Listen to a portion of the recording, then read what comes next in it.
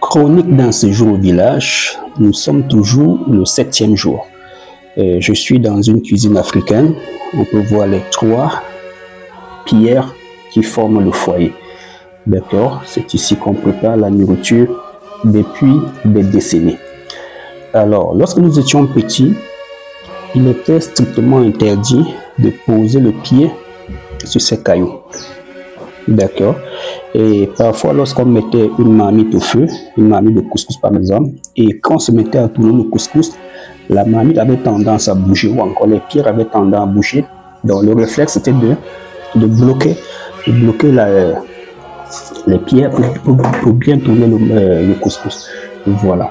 Et les parents nous défendaient, ils insultaient même, à la limite, on disait enlève ton pied sur le caillou. Et on disait pourquoi? On disait tu ne veux pas devenir un homme. C'est-à-dire, vous êtes à la cuisine, vous posez le pied comme ça sur la pierre qui sert de foyer, on vous demande d'enlever le pied et vous dites pourquoi? On dit vous ne voulez pas devenir un homme. Maintenant, une fois devenu grand, mais les femmes pouvaient bien poser le pied pour bloquer leur marmite et tourner leur couscous. Donc les femmes pouvaient bien poser le pied sur le foyer, sur cette pierre, mais les hommes non. Et la raison, on disait tu ne veux pas devenir un homme. Donc mesdames et messieurs, vous comprenez que parfois en médecine, on essaye de donner l'origine d'une pathologie. D'accord? Dans le cadre, par exemple, des problèmes testiculaires, de l'atrophie testiculaire, on essaye d'échafauder un certain nombre de causes. Et sur le plan scientifique, c'est bien, mais vu du village, ça fait sourire un peu. Parce qu'au village, déjà, on vous demande de ne pas uriner dans la rivière. C'est interdit d'uriner dans la rivière. Vous demandez pourquoi. On vous dit non, le crabe va manger ton kiki. Voilà la raison qu'on donne aux petits-enfants, le crabe va manger ton kiki. Vous êtes à la cuisine, vous posez le pied sur cette pierre qui sert de foyer. Un enfant de votre âge va dire enlève ton pied. On ne pose pas le pied sur le foyer. Tu ne veux pas devenir un homme. Parfois, lui-même, il ne sait même pas ce qu'on appelle devenir un homme.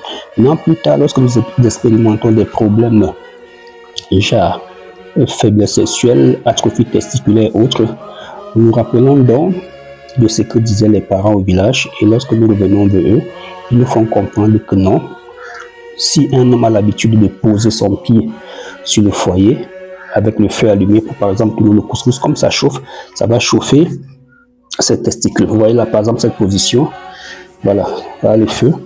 Si régulièrement, depuis ma tendre enfance, j'expose cette partie au feu en posant mon pied sur le foyer, alors la chaleur va attaquer les testicules et je ne pourrais pas faire d'enfant, je pourrais souffrir de ce qu'on appelle une azoospermie.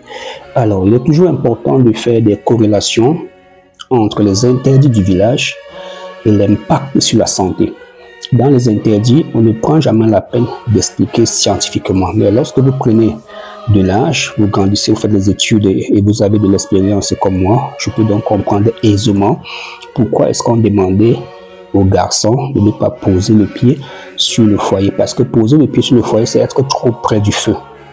D'accord, parce qu'à chaque fois qu'on pose le pied sur le foyer, c'est pour tourner cette marmite de couscous qui a tendance à bouger. Maintenant, on bloque. Et maintenant, qu'est-ce qu'on faisait? On cherchait un bois. On posait comme ça, on bloquait le foyer avec le bois, on posait le pied un peu plus loin. D'accord? Donc, et pour faire cela, il fallait rentrer un peu. Il fallait s'éloigner du feu pour poser un bois sur le foyer et pour pouvoir tourner le couscous. Alors, mesdames et messieurs, vous avez un souci, que ce soit vous ou votre enfant, parce que j'ai eu une maman qui m'a contacté pour son enfant, problème testiculaire, ce que j'ai demandé, ils ne sont plus jamais revenus et ça me pose un problème parce que c'est l'ignorance.